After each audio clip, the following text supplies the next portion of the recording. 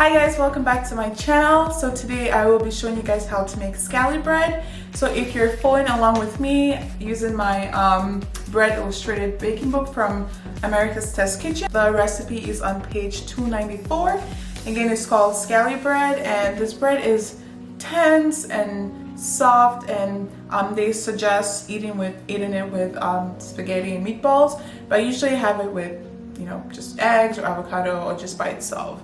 So if you like to see my baking experience making this bread, go ahead and keep on watching. The first step to this recipe is making the sponge, and you need 2/3 cup of all-purpose flour, an 1/8 teaspoon of instant yeast, and 1/2 cup of warm water. So the warm water I'm using is about 128 degrees, which technically isn't warm water, but for baking with yeast, I like having my water between 120 and 130 degrees F. So go ahead and mix everything until it's well incorporated.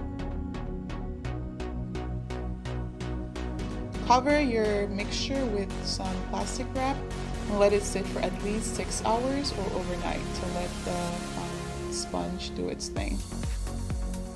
So this is the following morning, and you can see what the sponge looks like. So I'm going to add a tablespoon of extra virgin olive oil and 3/4 cup and 2 tablespoons of warm water and 3 tablespoons of sugar. So the water I used here was actually at 110 degrees F. I wish it was a little warmer, but it worked for this recipe. So just go ahead and mix everything until it's well incorporated. As you can see, it's very sticky, and it's going to take a little bit of time to have everything mixed well. So for the dough, you need 2 2/3 cup of all-purpose flour, 2 tablespoons of salt, and 1 1/4 teaspoon of instant yeast. If you're using a stand mixer, go ahead and let it mix the dry ingredients for a few seconds, and then put in your wet ingredients. So I'm using my dough hook for this recipe because I'm making bread. So I'm going to turn that on and just let it mix until everything is well incorporated. So you can see that not everything is mixing evenly. So I'm just going to use a spatula to make sure everything is getting mixed.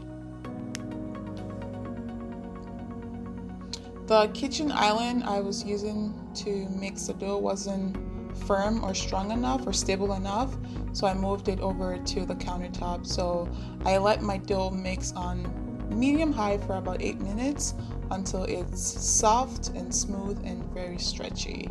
If not, just keep mixing until you get the desired results.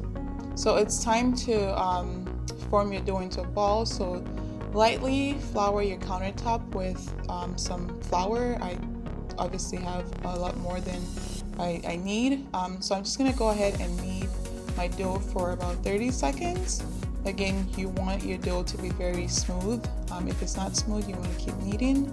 I'm going to form it into a ball, and then I will spray my glass container with some oil spray and put my dough in it, and then cover it up with some plastic wrap and let it sit for about an hour to an hour and a half until it's double its size. And I like to let my dough sit in the oven, or not the oven, the microwave. So I definitely should have sprayed my plastic wrap with some oil with an oil spray to prevent it from sticking, but that's a tip for next time.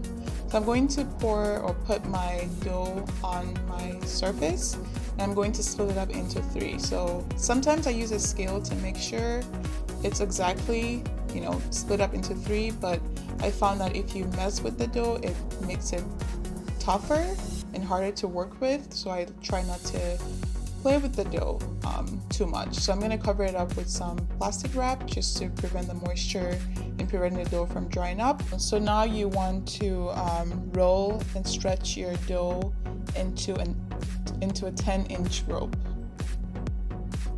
So I also forgot to put aluminum foil over the baking sheet.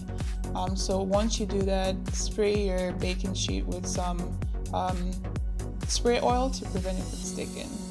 So go ahead and roll the other 3 dough into into the same 10-inch ropes.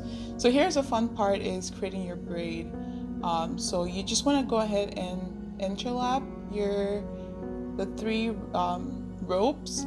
So how I think of it is the last, so you just have it going in 1, 2, 3, and try to overlap them into one another.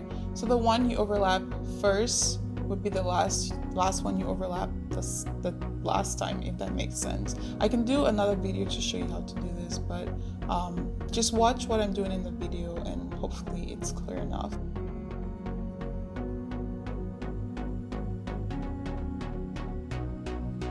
So the recipe I'm following, the picture in the book had the loaf a lot shorter than mine, but each time I've made it, this is usually how it turns out. And also I get good results doing this.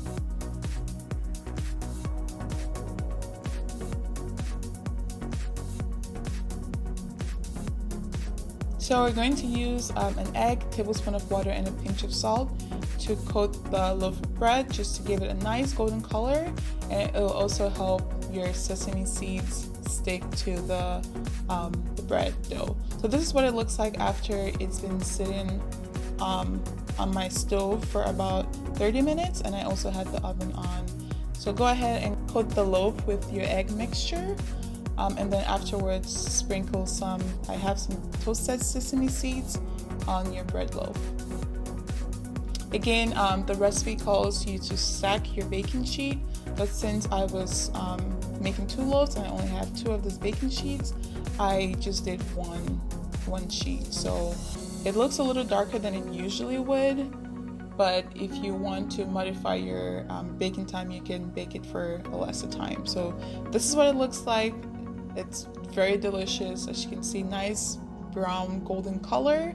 And the sesame seeds just give it an extra, just makes it look more appealing. So here you can see I'm struggling to get the bread out of the baking sheet, and this is because 1, I didn't line it with aluminum foil, and I also probably didn't spray it well enough. And also this is an old baking sheet, so that's probably why it stuck to the bottom. But as you can see, it was fairly easy to get out of the pan or the sheet. So this is the final results. Again, this bread is very soft and moist and dense, and I usually have it with avocado or eggs. Here I'm showing you how I package my bread.